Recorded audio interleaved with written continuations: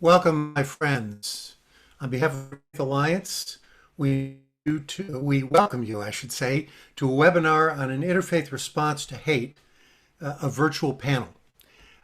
My name is Jack Moline. I am the president of Interfaith Alliance, and we, in discussing what our role is in protecting your faith and freedom in the United States, decided it was important for us to have a conversation across the lines of faith communities in the aftermath of the hostage situation at the synagogue in Colleyville, Texas, as well as too many other incidents that have happened across the United States, not just recently, but especially recently.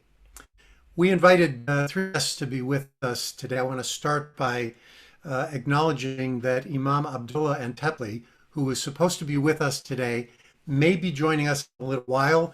There was a death in his community that he is, as their leader, needed to help attend to, and he hopes to join us later.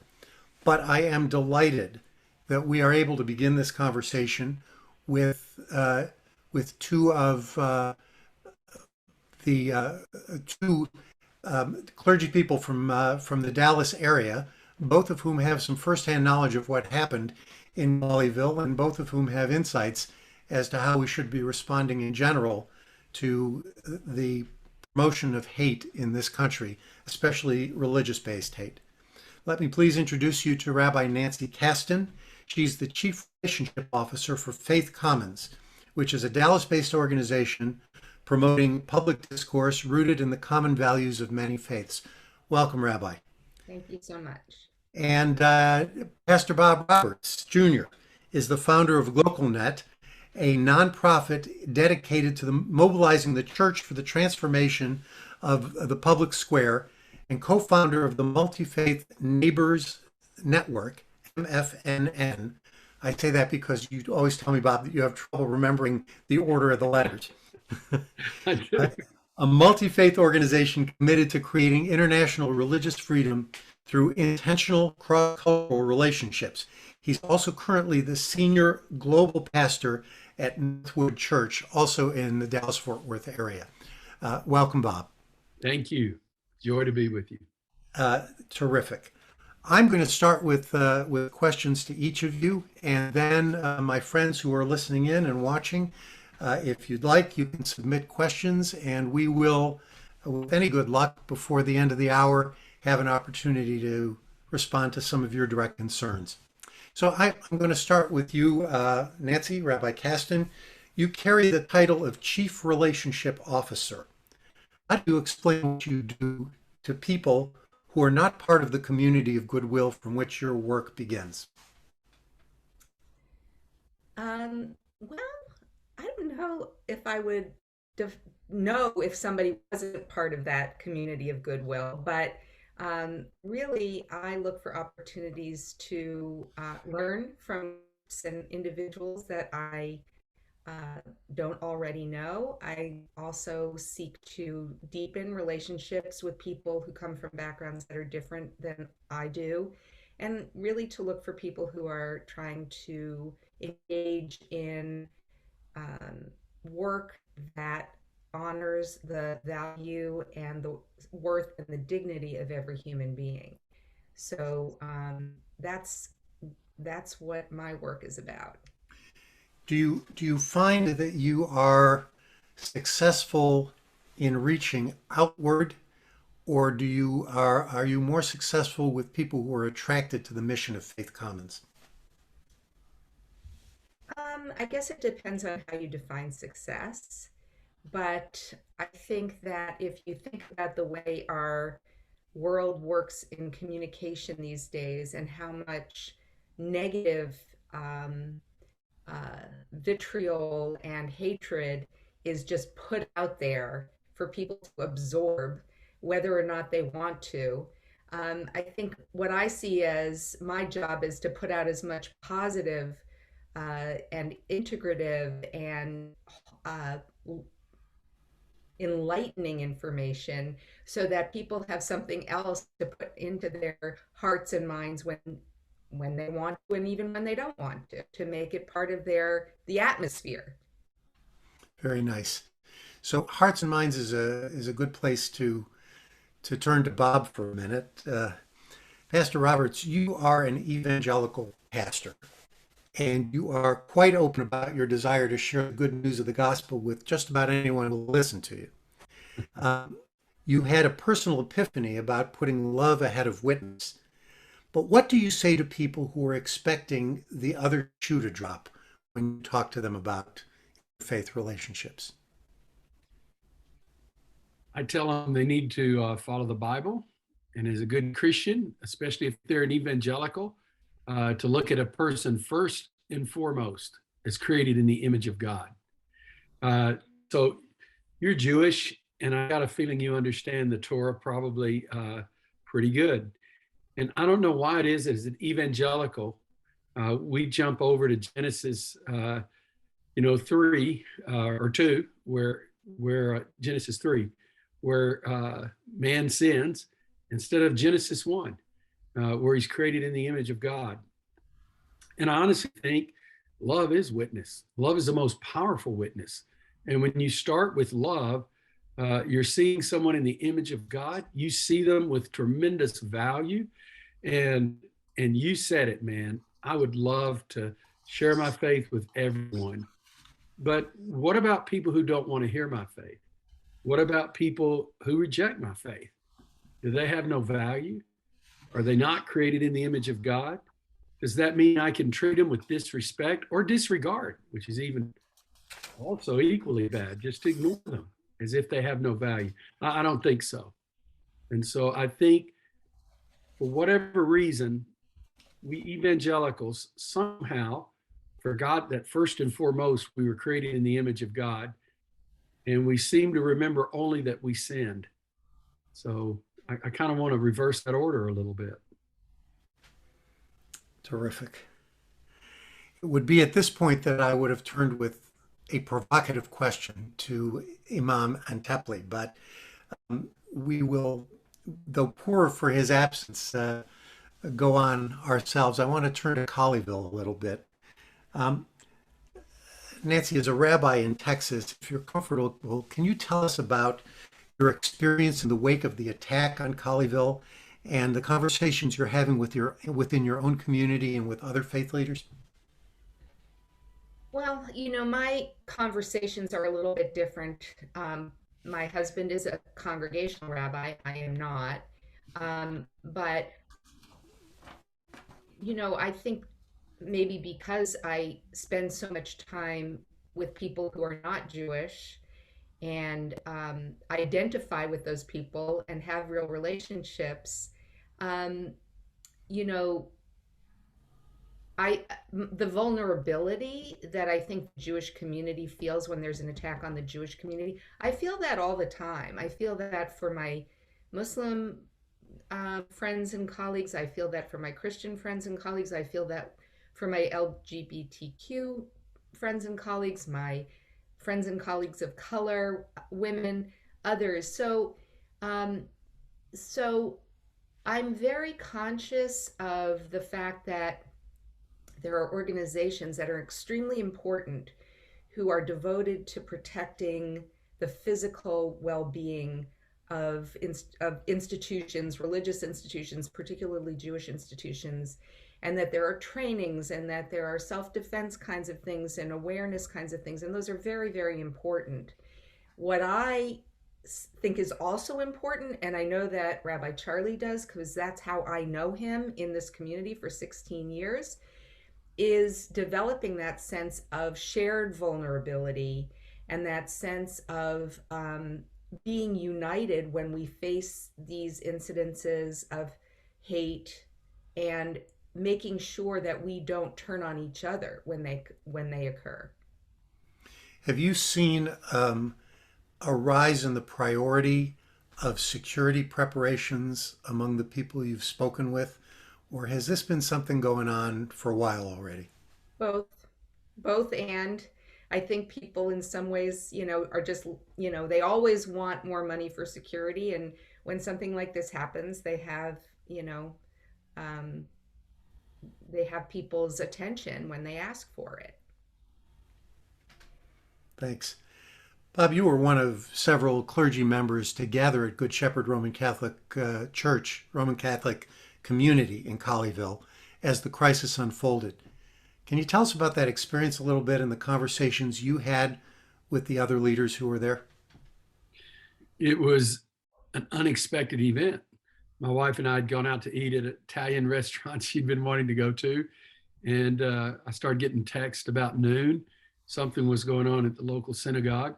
I just talked to Charlie the day before, and we were visiting about some things. And so when I realized where it was and what was going on, and all of a sudden I got all these news reports, I got really concerned. And so we went over immediately. My wife and I dropped her off at the house, and I went over, and Omar Suleiman, who's Palestinian and an imam. We thought initially the man was Palestinian, and I thought perhaps Omar could talk him down. So Colleyville is right next door to us. So I called our mayor, who I'm friends with, connected me with our police chief I'm friends with. And so I explained to them who this man was and asked if they could talk to the people in Colleyville, which they'd already been talking to them. And so they did. And so it paved the way for that to happen. So I was there along with Omar Suleiman and Azar Aziz, Dr. Redding, Andrew Paley, Rabbi Andrew Paley, there in Dallas, and the Catholic priest. And it was, I don't know how to describe it. It was a heavy moment. I wouldn't say it was highly intense, but it was heavy in the sense that it was serious. This wasn't just a minor incident. And so we were, basically asking the question, what do we do? How do we help? Is there anything we can do?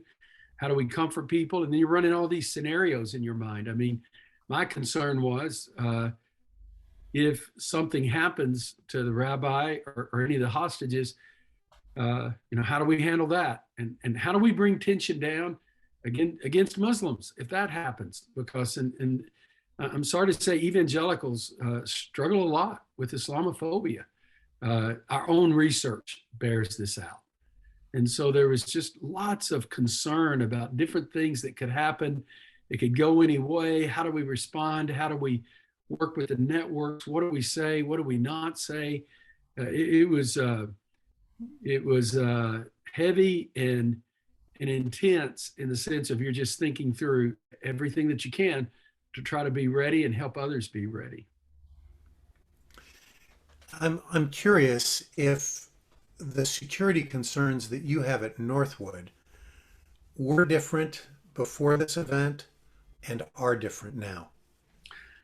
Yes and no. I agree with what Rabbi Kasten said. It's a both and thing. So we're a larger church, and so you have to take security extremely serious. And as you're aware of the church shootings, that we've had and so forth. So yes, we're concerned. We do an extremely good job there, but I will say it forced us to look at everything that we're doing and to make sure that security is where it needs to be. So go through something like that and not take a second look. You have to. So I'm curious because Texas is famous for its liberal gun laws. Do you allow guns into the church? We do not. There's a gun law which you cannot have open carry. The way and I am not the right person to ask on this, Jack. It is possible somebody could be bringing a gun in that's concealed. Okay, that's possible. That's possible at a movie theater, a restaurant, anywhere. There's nothing you can do about that. But we do have it posted where you cannot bring an open weapon. I know that for a fact because there was a law that came into Texas. It's funny. I like the way you said liberal gun laws. I think that may be the only thing liberal in Texas. I'm going to use that. Any gun laws. The guns they're not for the guns, not. Yeah, I'm kind of with you there. I may be Baptist, but I'm frankly with you on that. So it's so I think people can do that if they're concealed. They just can't keep them open. I'm a passionate person. I want more safety and security. I think it should be illegal for people to have open carry outside of churches and mosques and synagogues. I've literally seen that. I mean, and I've actually gone to a mosque or two where the imam called me and said, there are people out here with guns standing around the synagogue. It's making our members nervous. And I would like to say that didn't happen. That should be illegal. When the Second Amendment is messing up the First Amendment, freedom of religion and speech, we've got a problem there. And I wish they would outlaw guns, period, at church places and at those that would open carry to intimidate worshipers. Well, and to your point, Rabbi Moline, I really do wonder why we're not asking more questions about how this foreigner who arrived a few days before this incident, who clearly was disturbed, was, living in homeless shelters. I haven't seen any new information that's come out recently. Maybe there is some, but how did he get a gun so easily? And and I think that that's a big question. And there have been laws passed now. You can conceal carry and you can open carry pretty much anywhere. But private institutions, places like a church, can put signage up forbidding that in their place of worship. What I'm concerned about is that there are faith leaders who are actually encouraging their congregants to, pack in the pews, as they say, or congregants are pressuring their clergy to allow them to pack in the pews. And that comes without necessarily any training or a license or any other kind of vetting. And we know that when there are more guns, you have more gun violence and there are more accidents, there's more suicide. So it's a very big concern.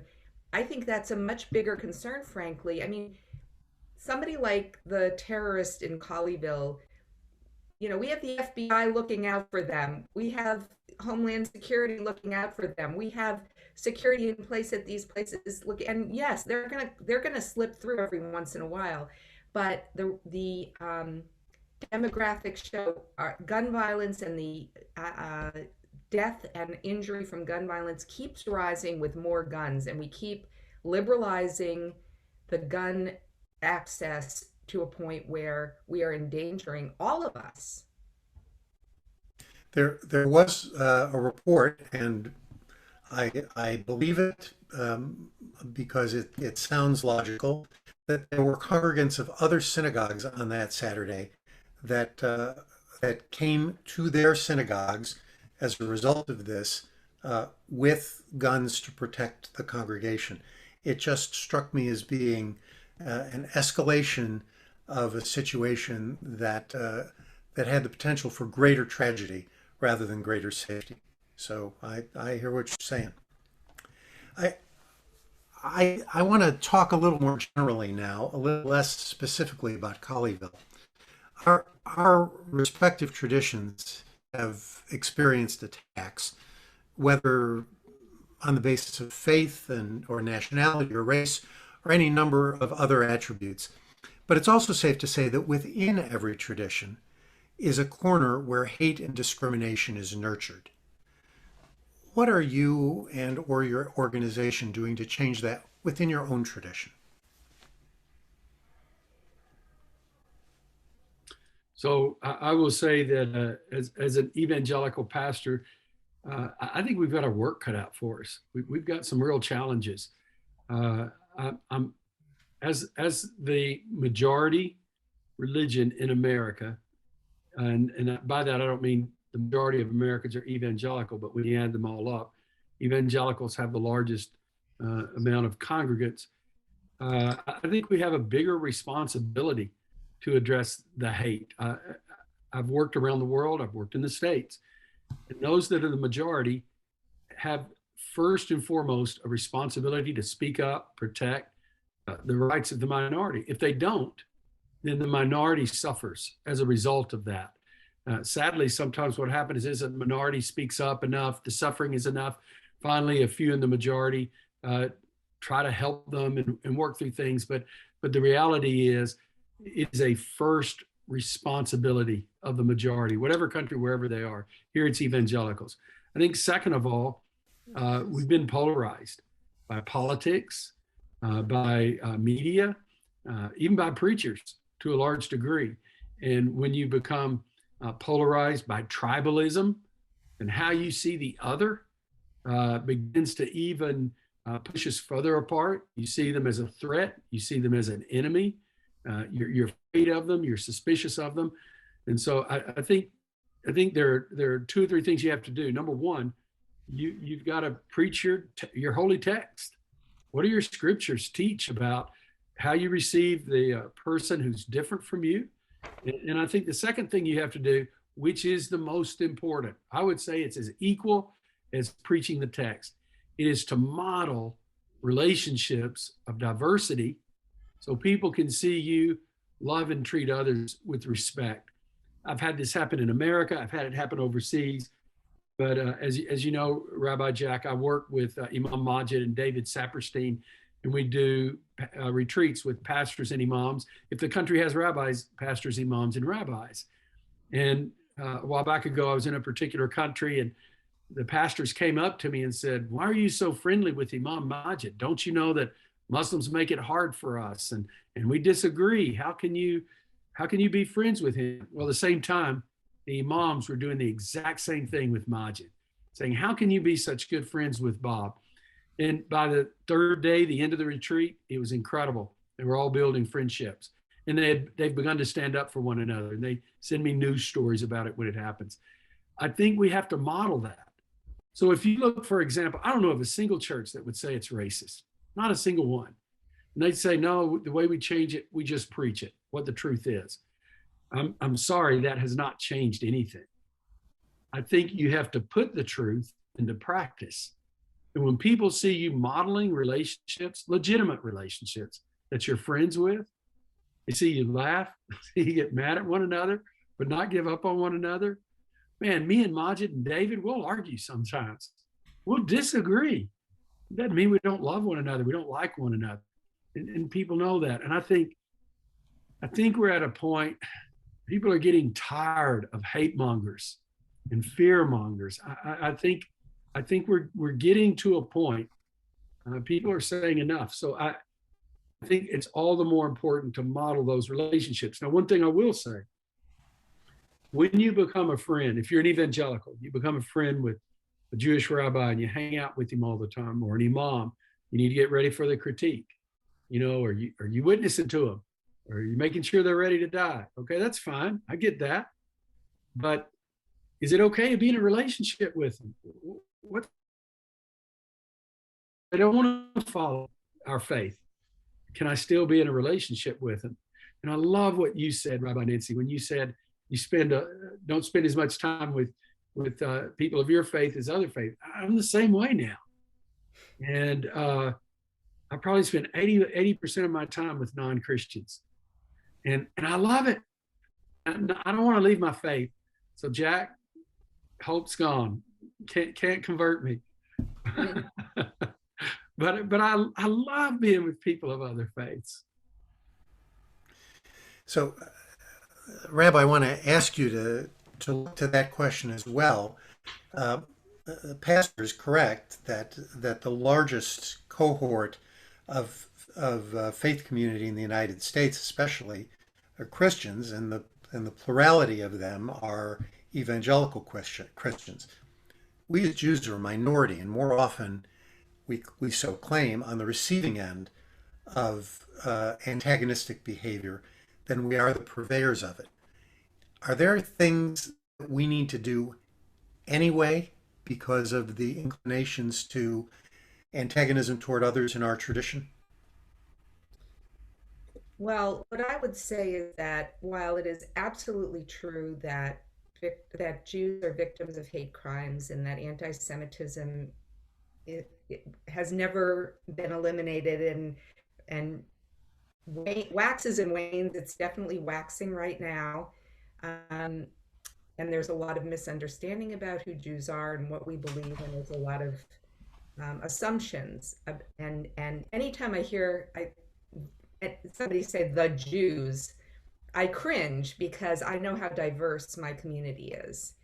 And what I would say that to the what I say about the Jewish community and what I say to the Jewish community is what we have to recognize is, yes, we are being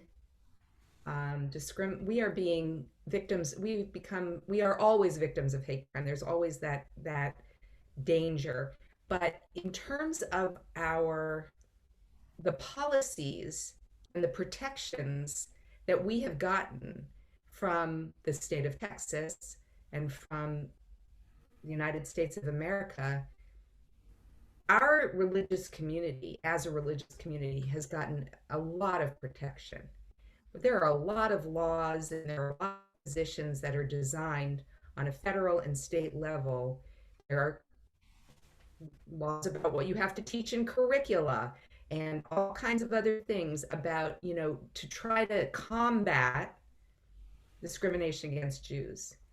Other communities are not so fortunate, particularly the Muslim community, particularly the LGBTQ community, particularly the Black community. So I'm not denying that there is anti-Semitism and that we are victims of hate crimes, but we have to recognize that until we create the same kinds of protections for all of the other groups that are targeted, we can't get any safer than we already are, in a way.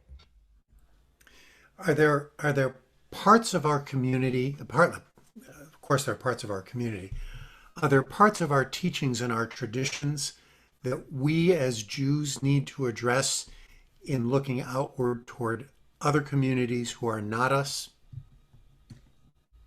I don't think it's part of look, our tradition was developed for thousands of years in a very isolated way. Jews weren't allowed to interact with non-Jews in the ways that we are today, and now we have been for several generations. But um, I don't know that I think that we have the universalistic um, ideals implanted from the very beginning. And when we look for them in every generation of Jewish text and practice in Jewish communal life, we find them. You can go back to Spain, the Golden Age, right? You can go back to Palestine in the early years and other places, as well as, what we see here in the United States today. And so I think that, we can always lift up the trends or the interpretations that would separate ourselves, that would see the other as a threat, but that's a choice. We have another choice to make, and that's the one I like to make. That's a great answer. It's a terrific answer. I think it's not a secret or even hyperbole to say that the political climate has become increasingly polarizing in the United States, especially. Do either of you see faith as something that can primarily heal that polarization, or is it primarily a force that divides us? And before you answer, I know, of course, the answer is both and. All right, but what is the role that faith needs to play in addressing the polarization in this country? For me, I would say it needs to bring the tension down. You know, I've never felt the need to stand in the pulpit and endorse who's running for president. First of all, we're discouraged from doing that legally. You can, white churches do it, black churches do it. It's done. But when you do that, you've just said to the people in your congregation that don't agree with you, that as the spiritual leader of this church, this is what you need to do, and you don't have to, but this is what I'm doing. You just used your position to promote something. I think that's problematic. And I think we've gotten where when we do that, our people then do that in a very so to be very candid with you, I blame two groups for the situation we find ourselves in. Number one, I blame the politicians. They're acting like they've always acted. They're happy to take anybody that'll endorse them to get some votes. But I think those of us that are pastors, imams, and rabbis, but I'll speak only to Christian pastors. I think when we do that, the moment we do that, we've just not told people who we're for, but we've implied this is who you ought to be for as well. And that sows the seeds of disagreement, vilification. I mean, I heard one pastor say, I don't see how you can be a Democrat and a Christian at the same time. I don't believe that. I mean, I have a relative in East Texas, a very significant person. And they said, yeah, I go to the Baptist church, but man, you would think I'm going to hell because I vote, in a way that's in the minority in that church. Why do we do that? What do we gain from that? What is that about? And I think we've been seduced by power and influence. And we think our influence and power is we get the right person in office, then we can do what we need to do. I disagree with that. You can lead by power. I think it's better to lead by influence, your lifestyle, your integrity. So I think politicians and the second group are preachers, and they've made it worse. Preachers ought to know better. And that doesn't mean you don't have to have an opinion. That doesn't mean you can't share it, but not in the pulpit, not as a pastor. That's problematic. And I think it's created a lot of tension that we have today for evangelicals. Rabbi, what do you think the role of faith is in addressing this polarization?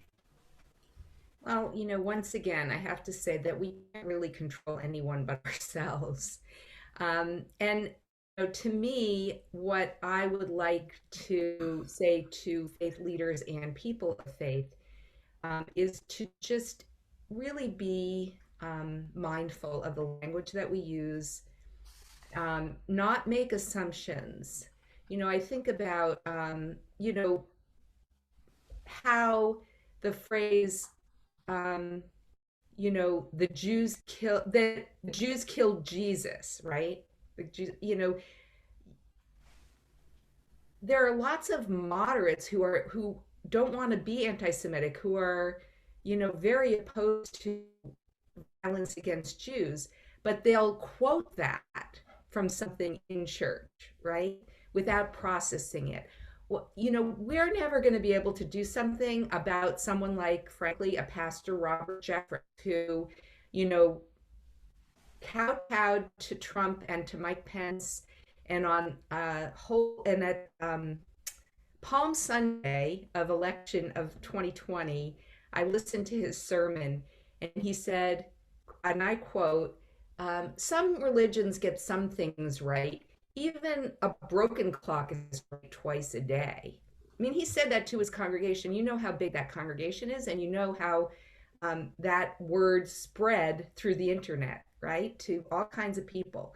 We can't do anything about that. He's not going to listen to us. He doesn't care.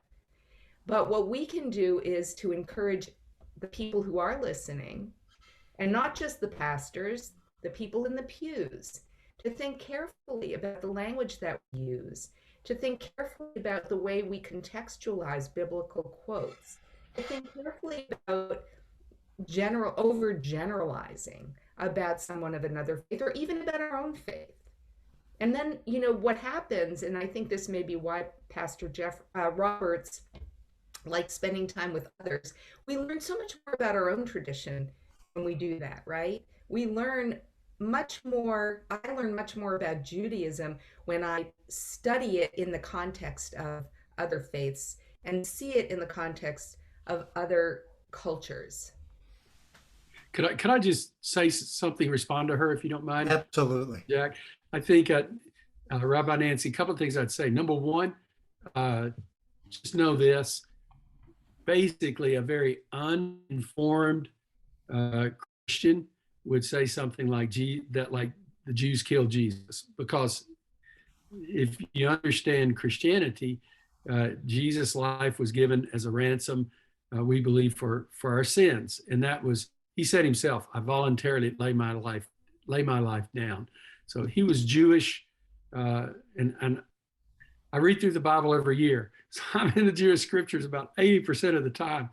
And I love the Hebrew scriptures. And I think it's important when pastors hear statements like that, they need to correct them.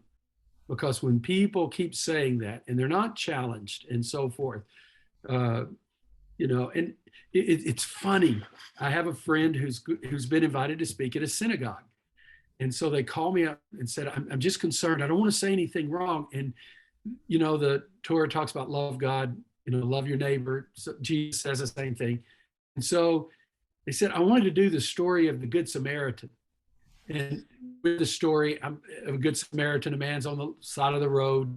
Y'all probably have heard it perhaps along the way. Once or twice. Okay, good. And so 2 or 3 people pass. She said, I see this point where it says Levi passed by. And if I read that, or if I talk about that Levi, are they going to be offended by that? I said, well, let's back up. First of all, the Levites, go into the land of Israel and they're established, they're not a tribe. I explained all that. And I said, here's what you might say. A Levite who is a religious professional. That's what's going on. So explain that this was a religious leader. It wasn't that he was a Levite. That just happened to be the tribe of designation. But he was a religious leader. And all of us as a religious leader can get so busy doing what our religion requires that we forget about people. And so she said, man, I never thought about that. That's good. I'm going to do that.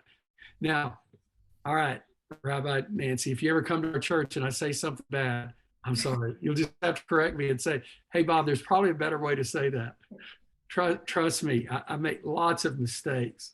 But we all do. We all do. Just stand up right in the middle of the church and correct him, and he'll respond to it too. My wife's done that a time or two. I'll see her out in the congregation. She's going, no. Well, both of you have shown yourselves to be important and proactive allies and partners to people in other faith communities, and not just in times of crisis. How can faith leaders from other traditions model that as well? What are the important things to do to show yourself to be an ally and a partner to people who are from different places than you are? Rabbi, I know you're working in an organization that is pretty much devoted to that. Can I ask you to start on that? Sure. I think right now asking faith leaders to do anything else is a stretch. Clergy, along with healthcare professionals, along with educators, I think there is an exhaustion that is born of holding so much trauma for so many. And it's really it's hard to say that, to add something else to someone's plate. What I do believe is that when people do reach out to others and do find that their burdens are shared by people who are very different than them, and do start seeing challenges that we face as universal challenges and not individual or particular, that we can share some of that burden in a way that can ease it. And I do think that, the light that is sometimes so hard to find in this time of darkness can be lifted up and lifted and brought out by new relationships, by finding new perspectives, and by sharing very, very human, universal struggles and hopes. Pastor, how would you respond? I'd say a couple of things. Look for small things, because I think the rabbi's right. People are busy. They're not looking for something to do. I was at a restaurant the other day, and it was primarily a restaurant with primarily Muslims. And so I was with a guy and I said, okay, I want to teach you something. He said, all right. I said, I want you to say salam. He said, salam. I said, alaikum, alaikum. I said, say it, salam alaikum, salam alaikum. He got it down. I said, you know what you're saying? He said, no. said, you're saying, peace be upon you. It's a greeting. It's the way Muslims say hello. See that man over there getting coffee? He said, yeah. Is standing at the counter. He was about to go get some coffee. When you see him, look at him and smile and just say, Salam alaikum. He said, no, I'm not going to do that. I said, no, do it. It's all right. So he goes up there. He looks at him. He goes, Salam alaikum. The guy looked at him and grinned and said, alaikum salam. I know that's not much, but if we can just get outside of our fear of other people and, respond that way. I will say this. I think if you can, creating venues where people can come together and get to know one another, man, it helps. Jack, what we do with the pastor, imam, rabbi retreats, and those retreats are incredible. It's funny when we first start, the Jews will be sitting together, the Christians and the Muslims, nobody's talking to one another. It's evangelical pastors. That's the Christians. So many of them have made me promise that I won't tell that they were there. So they're all nervous. The Muslims are nervous. Probably, you might find this interesting, the warmest and least nervous are the Jews. Y'all have been at this a lot longer than we have. By the third day, they're all laughing and they're carrying on and they've become friends. It's not because they found a new verse in the Bible or the Quran. One simple reason. They got to know one another as human beings. They've changed their mind. It's just incredible what we've seen happen. And I think sometimes before we discount people, we need to really get to know them and listen to what they have to say. Listen to them. I speak to a lot of evangelicals. I'm viewed as an expert on Muslims and Islam. I am not. I am not. I refute that. I'm just friends with a lot of Muslims is all. But I've told them the worst thing you can do to understand Islam is to go to a Christian bookstore and buy a book on it, written by a Christian. Just read the Quran. You'll see the differences. But if you get to know an imam, you can call that imam and ask him. I'm always asking David Saperstein questions. I'll call David, I was reading this. What do y'all believe about this? What are the implications of this? Or David, I read this. Why don't y'all still do this? I run him crazy with thousands of questions. But he's smart and he's my friend and he'll tell me honest. And he does the same to me. Roberts, y'all really believe this? So famous as David Saperstein is, not everybody listening may know that he is a rabbi, and the emeritus head of the Reform Judaism's Religious Action Center and former ambassador for religious freedom for the United States. Just want to we've taken his name in vain a number of times. I just want to make sure everybody knows who he is. I'm sorry, Rabbi. Go ahead. No, that's okay. I just want to give a different perspective on something that you said, Pastor Roberts, and I hope since you invited me to do this, I'm gonna do it, and I hope it's gently and you'll take it as it's meant. But I was sitting at a coffee shop one day with a Orthodox rabbi, and we just happened to run into each other. We were having a conversation, and a Christian man came up and said, I just want y'all to know I love Israel. And so we got into this whole, a little bit of conversation, and he said, and I just don't understand how any Jewish person could vote for a Democrat because Democrats hate Israel. And he went on and on and on. And I thought, and I don't know, I actually don't know what the Orthodox rabbi was thinking when this man was talking, but I know what I was thinking. And that's just to point out that,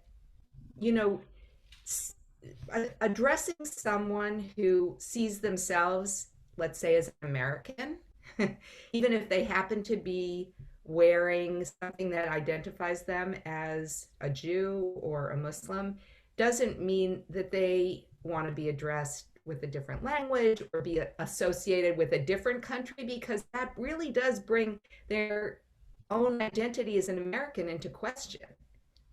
And so what you're intending to be a sign of welcome and inclusion can be felt actually as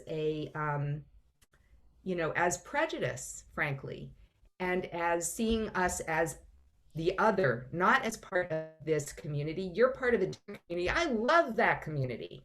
And that's the one you're part of. You're not part of my community. So I think we have to be very careful about that. Point taken. It's good. Well, I actually want to expand on that a little bit because even if the imam had been able to join us today, we would have done what frequently gets done in this country, which is limit this discussion to what is often called the Abrahamic traditions. We have lots of different expressions of spirituality and religiosity in this country. Um, and I won't even start to name them, but all but all but Christians, Muslims, and Jews do not identify the Bible in whatever form as their sacred scripture and the model for their life. Uh, We'll talk about people who don't have a faith to profess at all in a moment. But what's the way to embrace those with whom we don't have that automatic natural connection of Father Abraham, Mother Sarah, Mother Mother Rachel, Mother Mary, any of the other iconic figures that inform our tradition? How do we do that for Hindus and Jains and Buddhists and the like? For me, it goes back once again to Genesis 1. I see everybody as created in the image of God. So to the Buddhist or the Jain or the atheist, uh, I should be respectful. I think, I also think that you have, I mean, I say you have to, you don't have to do anything, but I think it's important that we live our life. We're so connected now. Every religion is everywhere. The world is integrated in ways like never before. I think you ought to approach people with curious respect. Uh, Rabbi Nancy, I don't know. I want to be careful. I don't get people in trouble, but I I'm fascinated by cultures. You know, I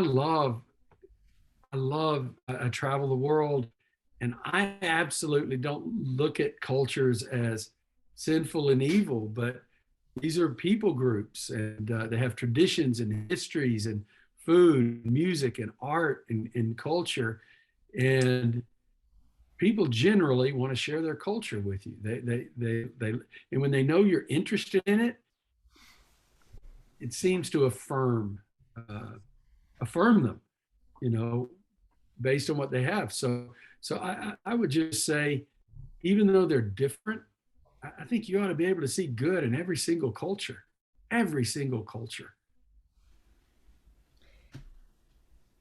Rabbi Moline, I think that you speak to a problem that we're seeing in America, which is that we don't have a unified culture, and we're finding it harder and harder to tell stories that feel like our national stories and our shared stories.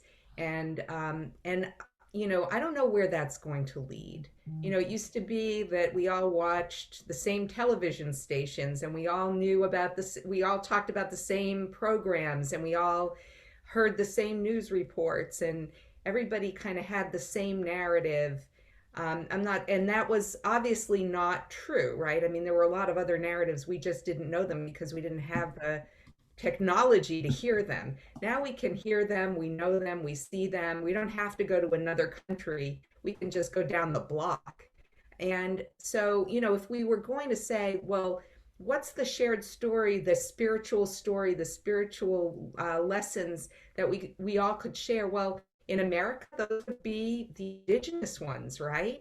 And those don't have to conflict with our own narratives of, whether we're Hindus or Jews or Sikhs or anyone, right?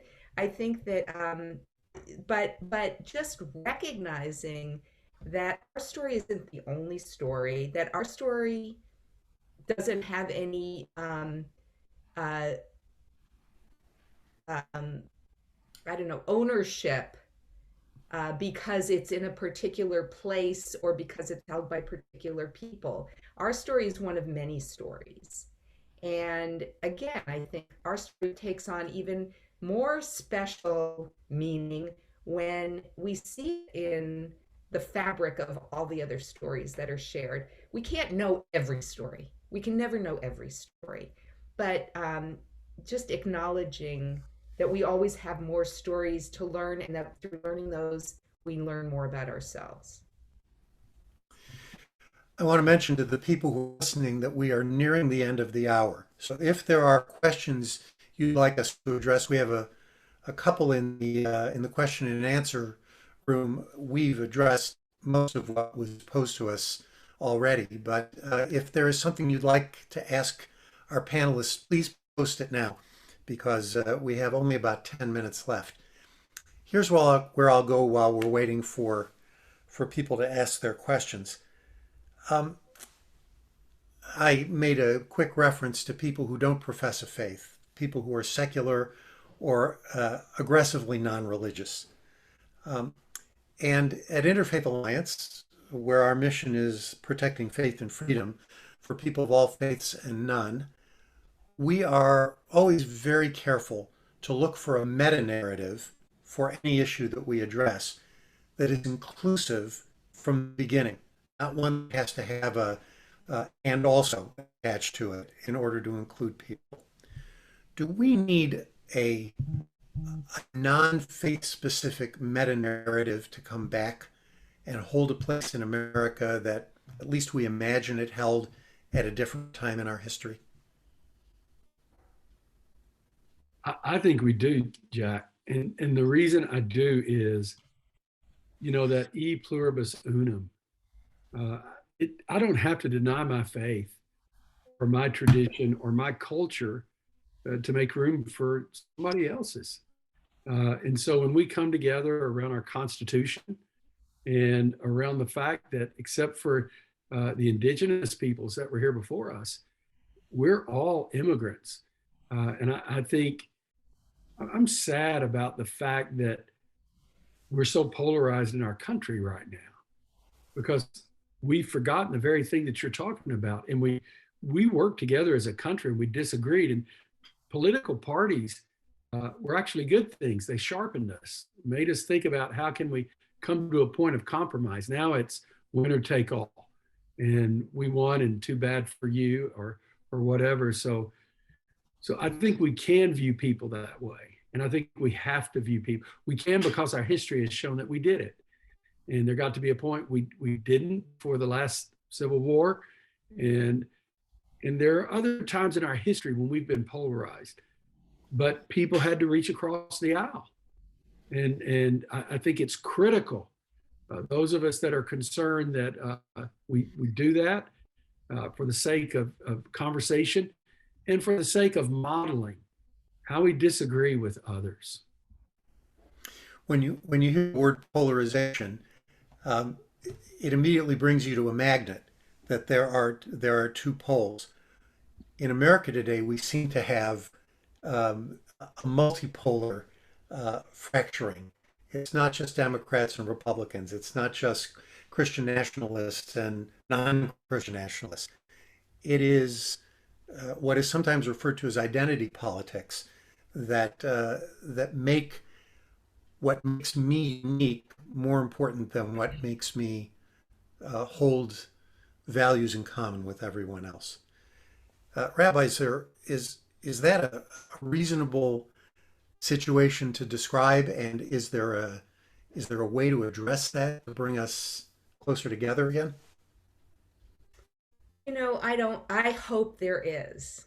I really hope there is, because, what I was thinking about, when I don't really believe there are people of no faith. I mean, there may be people who don't identify with a particular religion or faith tradition, but if you don't have faith in a future, if you don't have faith in your own ability to lead a purposeful life, then you're really in trouble. And unfortunately, I think a lot of people are feeling that way right now because they don't see a future for a lot of different reasons. They see people pulling together for a common good future, a healthy planet, a healthy society.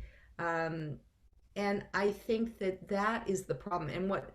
And So we all have to be just kind of doubling down and saying, we don't know what that future is going to look like. And, it may be that we can't, we know we can't go back to the world as it was anytime in the past. We have to go to something that's going to be for the future, but only if we all work together from all of our different perspectives, and only if we gain back our faith that we do have a reason to be and a reason to live, then can we create that new world that is waiting to be born. And that, can be that beloved community that we've longed for forever, right? We have that option. But I think right now, um, we just need to keep lifting up that message. And it goes back to your question in the beginning. I don't know if I can um, persuade anyone, but what I can do is just put out those messages of hope and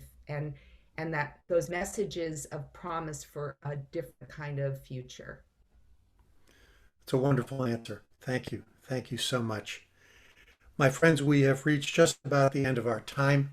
I want to take just a moment to again ask you to hold in your heart and in your thoughts Imam Abdullah Antepli, who had hoped to join us tonight, but is attending to the kinds of responsibilities the rabbi alluded to earlier. Sometimes immediate needs of the community are demanding on a member of the clergy, and there's just not enough space to do everything we want to do. But I am very, very grateful to both Rabbi Nancy Kasten and Pastor Bob Roberts Jr., who have taken the time tonight to be a part of this webinar and to share their insight and to share their experience, both as residents of the Dallas area that went through the shock of just a few weeks ago of what happened at Colleyville, and who've addressed within their community and within the larger community the wider concerns that we all have about antagonism among faith communities and among people of different identities as well. Let's hope that we can gather again in the not too distant future to talk about how we're making progress in protecting faith and freedom for all Americans. Thank you again, and good night.